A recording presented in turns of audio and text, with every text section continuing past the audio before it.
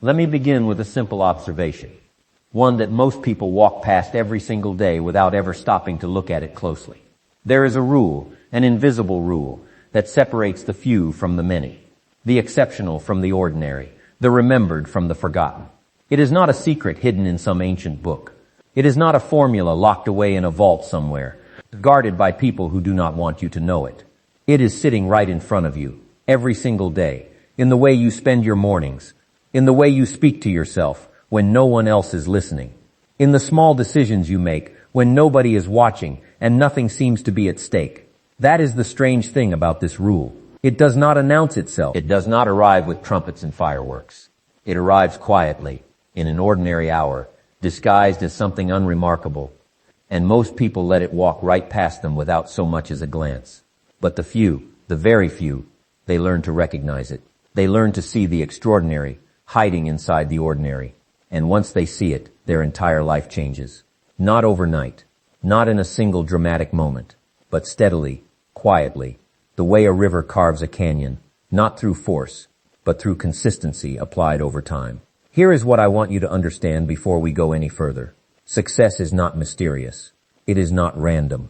It is not reserved for the lucky few who were born into the right family or given the right opportunity. Success is predictable. It follows a pattern. It follows a rule. And that rule can be learned by anyone willing to pay the price. Because nothing valuable in this life is ever free.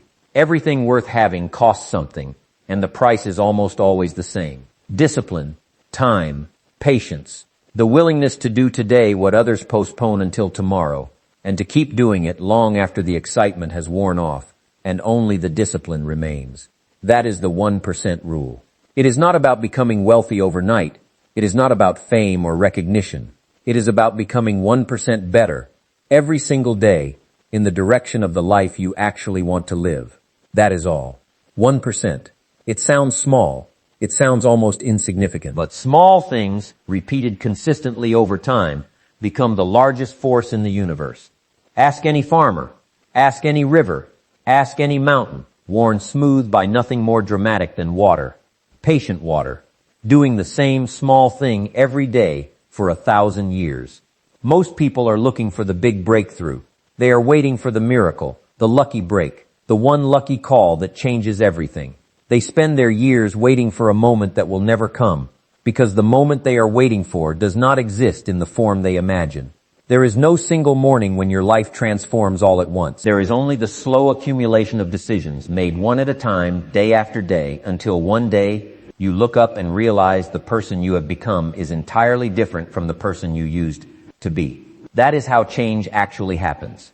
Not in an instant, but in an accumulation.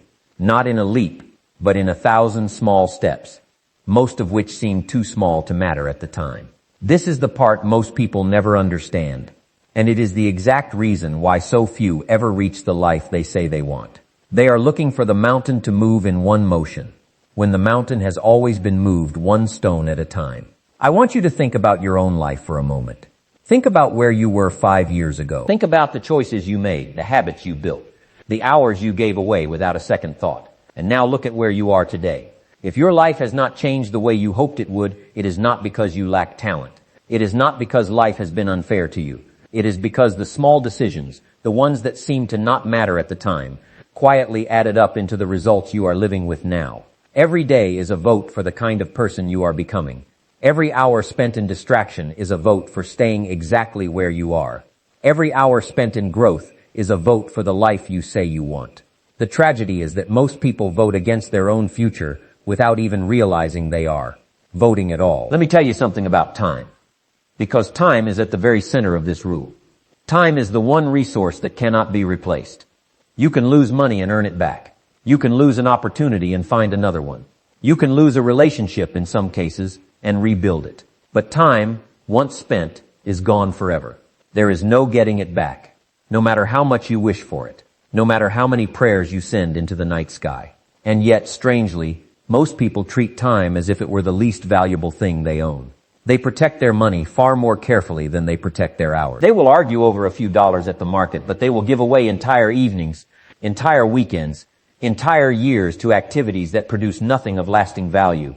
This is the great blindness of the average life.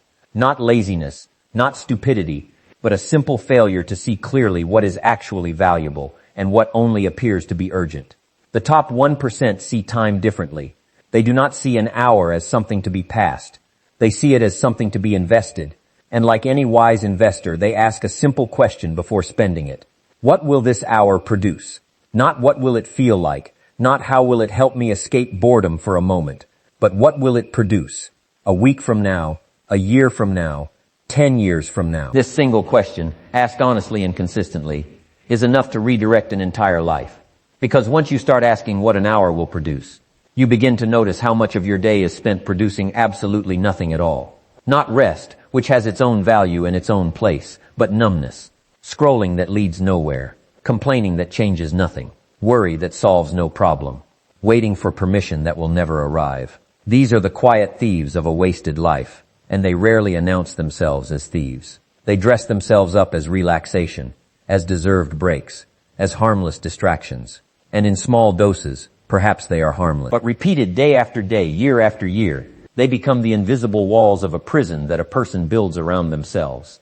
One distracted hour at a time. Discipline is the bridge between where you are and where you want to be. I want you to remember that sentence, because you will need it on the days when motivation disappears, and it will disappear, because motivation is a feeling, and feelings are unreliable by nature. They rise and fall like weather. Some mornings you will wake up burning with ambition, ready to conquer the world before breakfast. Other mornings you will wake up with no desire to do anything at all, and on those mornings, the only thing standing between you and your future is discipline, not inspiration, not a lucky mood. Discipline. The simple willingness to do what needs to be done, whether you feel like doing it or not. This is the actual dividing line between the 1% and everyone else. It is not that they feel motivated more often. It is that they have learned not to depend on the feeling at all. They have built a structure, a rhythm, a set of habits so strong that the habit carries them forward even on the days when the feeling is absent. The average person waits for the mood to strike before they act. The 1% act, and often the mood follows the action, not the other way around. Think of discipline as a bridge, because that image will serve you well. A bridge is not built in a single afternoon. It is built beam by beam, plank by plank, often in weather that makes the work difficult and unpleasant. No one stands on the far side of the canyon admiring a half-finished bridge. The value of the bridge only appears once it is complete, once it can be walked across, once it can carry weight, and so it is with discipline. The early days of building it feel unrewarding. You wake up early and nothing seems different. You read for an hour and feel no smarter. You resist a distraction and feel no wealthier. But you are laying beams. You are placing planks. And one day, without any dramatic announcement, you notice that you can now walk across a gap that used to swallow you whole. You notice that you have become someone who follows through. Someone who finishes what they start. Someone whose word to themselves actually means something. That transformation did not happen in a single day. It happened in the accumulation of 1,000 ordinary days, most of which felt like nothing at all while they were happening. Now let me speak to you about the value of the ordinary hour, because this is where the entire rule lives or dies. Most people believe that extraordinary results require extraordinary moments. They are waiting for the dramatic turning point, the speech that changes everything, the sudden burst of inspiration that rewrites the direction of their life. But if you study the people who actually build remarkable lives, you will find something surprising. Their lives are made up mostly of ordinary hours, used extraordinarily well. They are not doing anything that looks impressive from the outside. They are reading a little more than everyone else. They are showing up a little earlier than everyone else. They are finishing the small task that everyone else postpones. They are having the difficult conversation that everyone else avoids. None of this looks remarkable in the moment. It only becomes remarkable when you add it up across months and years. And by then, the person doing it has often stopped noticing how unusual their consistency has become. Because for them, it is simply normal. That is the real secret hiding inside the 1% rule.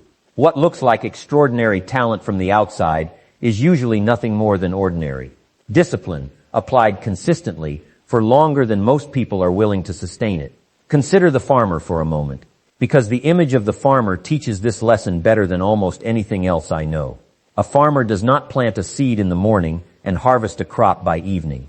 The farmer plants, and then waits, and then tends, and then waits again, through seasons that offer no visible proof that anything is happening beneath the surface. There are entire months where the field looks unchanged, where an impatient observer might conclude that nothing is working, that the effort was wasted. But the farmer knows better, because the farmer understands the nature of growth. Growth is often invisible in its early stages. The most important developments happen underground, out of sight, where roots deepen before anything ever breaks through the surface. Your own growth works the same way. The hours you spend reading, thinking, practicing, and disciplining yourself will often produce no visible result for a long time. You may feel, in the early months, that nothing is changing. This is the exact moment when most people quit, because they mistake invisible growth for no growth at all. But the roots are deepening.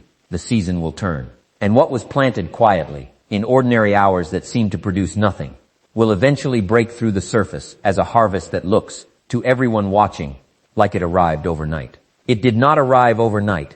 It arrived after a long season of patient, invisible investment. Now I want to talk about the gap, because there is a gap between the average life and the exceptional life, and it is important that you understand exactly where that gap comes from. It is not a gap in intelligence. Some of the most disciplined people I have ever known were not the most naturally gifted. It is not a gap in opportunity, because history is full of people who had every advantage and squandered it, and equally full of people who had almost nothing and built remarkable lives out of what little they were given. The gap is almost always a gap in daily decisions. Two people can start in nearly identical circumstances and end up in entirely different places, not because one of them had some secret advantage, but because one of them chose, day after day, to do the slightly harder thing, the slightly wiser thing, the thing that would pay off later, rather than the thing that felt good right now. Multiply that choice by 1,000 days and you get two completely different lives. This is both the most hopeful and the most sobering truth you will ever hear about success. Hopeful, because it means the path is available to anyone willing to walk it. Sobering, because it means there is no one to blame for a wasted life except the accumulation of small choices made by the person living it. I want you to think honestly about your own daily hours, because awareness is always the beginning of change. Before you can improve anything, you must first see it clearly, and most people never take the time to see their own days clearly. They know, almost to the penny, how much money passed through their hands last month. Ask them how many hours they spent on distraction instead of growth, and they will have no idea. This is a strange blindness, considering that time is worth infinitely more than money, since money lost can always be earned again, while time lost is gone forever, never to return under any circumstance. If you want to change your life, begin here. Begin by looking honestly at where your hours actually go, not where you wish they went, not where you assume they went, where they actually went. Most people discover, when they finally look closely, that far more of their day disappears into distraction than they ever imagined, and far less goes toward the things they claim to care about most. This is not a reason for shame. It is simply information, and information is the beginning of change. Let me tell you what happens when a person finally sees this clearly and decides to do something about it. They do not usually transform their entire life overnight. That is not how it works, and I want to be honest with you about that, because false promises help no one. What usually happens is smaller and quieter than that. They reclaim 1 hour, just one. They decide that this particular hour, which used to belong to distraction, now belongs to growth.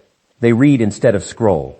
They plan instead of react. They practice a skill instead of numbing themselves in front of a screen. And that one reclaimed hour, repeated daily, begins to compound in ways that are difficult to notice at first and impossible to ignore later. This is the quiet mathematics of a changed life.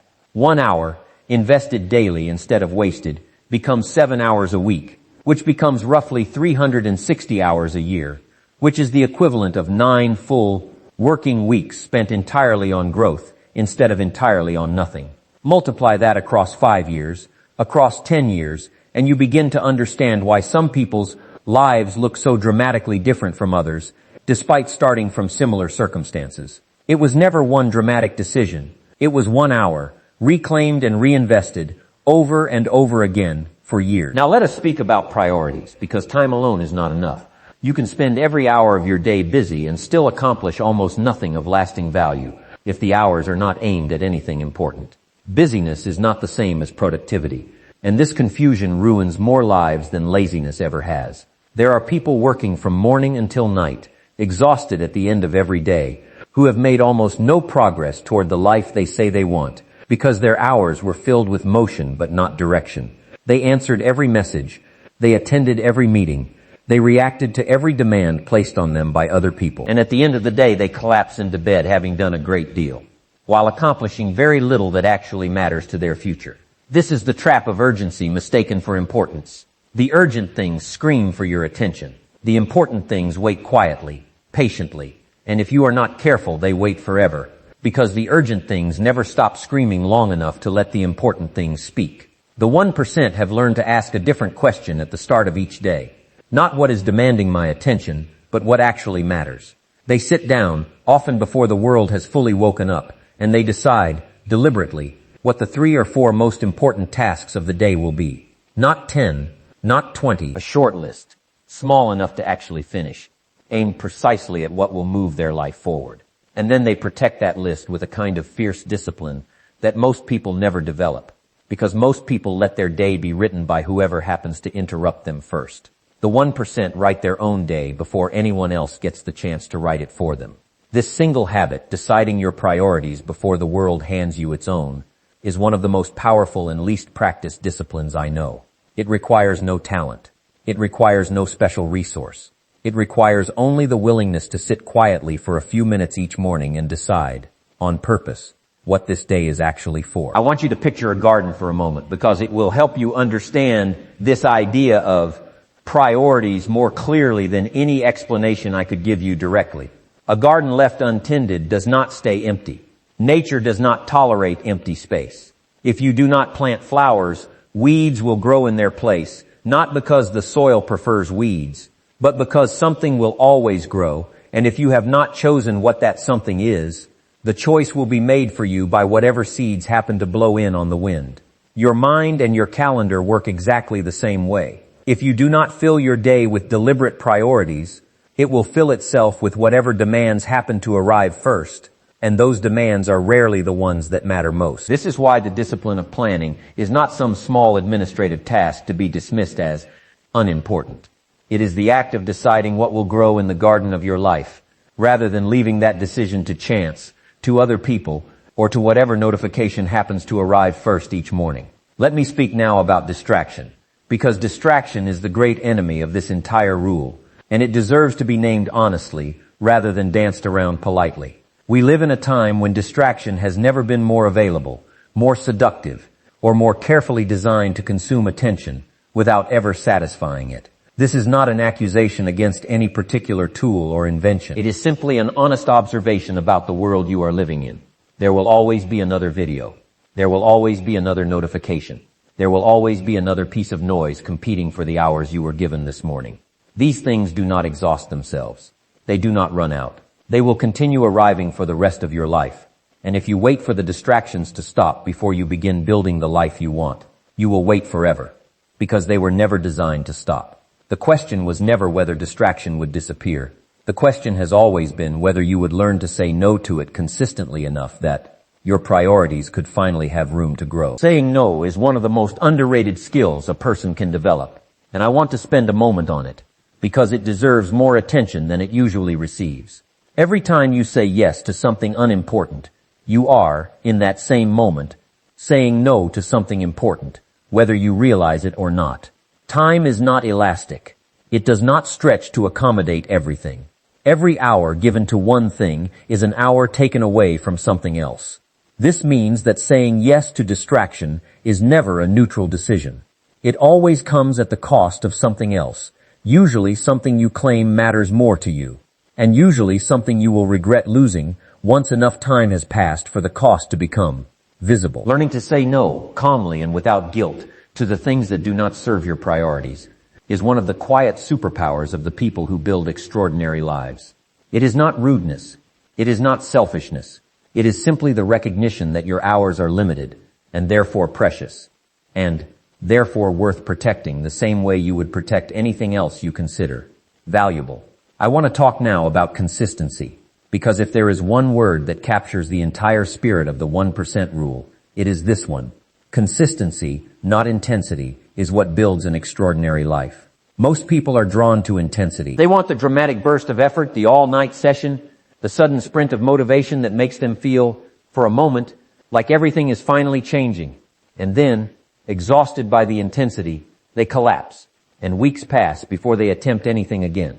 This pattern, intense bursts followed by long periods of nothing, produces very little over time, no matter how impressive the bursts themselves might look. Compare this to a person who does a small, steady amount of work every single day, without fail, without drama, without ever needing a burst of inspiration to get started. Over a year, the consistent person will almost always outproduce the person who relies on occasional bursts of intensity, because consistency compounds, while intensity, without repetition, simply fades.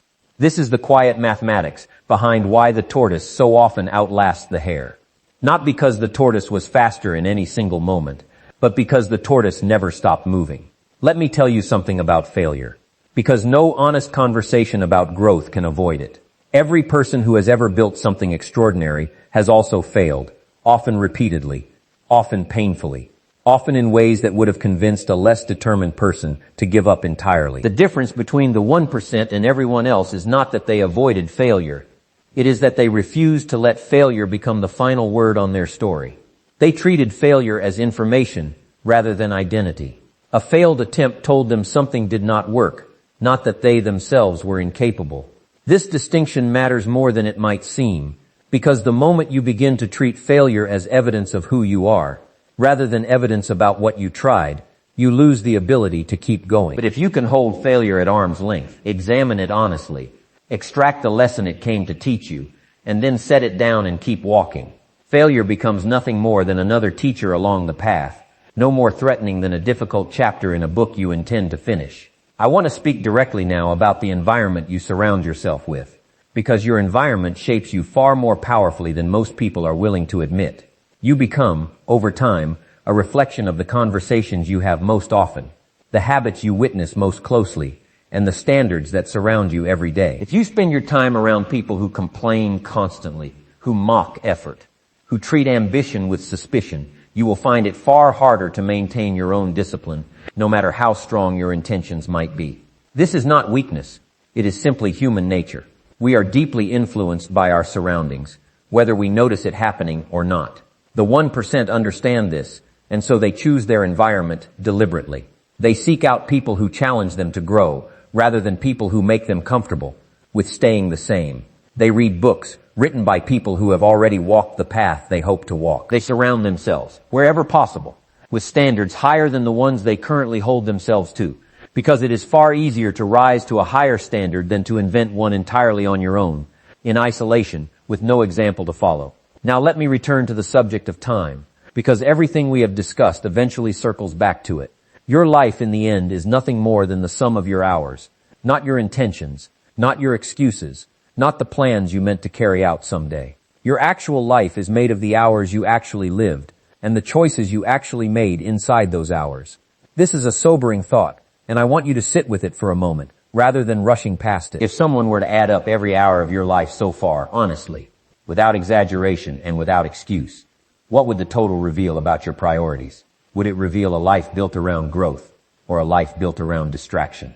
Would it reveal discipline, or would it reveal 1,000 small surrenders to whatever felt easiest in the moment?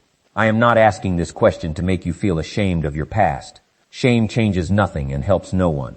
I am asking because the only way forward is through an honest reckoning with where you currently stand, and once you see it clearly, you gain the ability to change it, starting immediately, starting with the very next hour in front of you. Because here is the good news hidden inside all of this.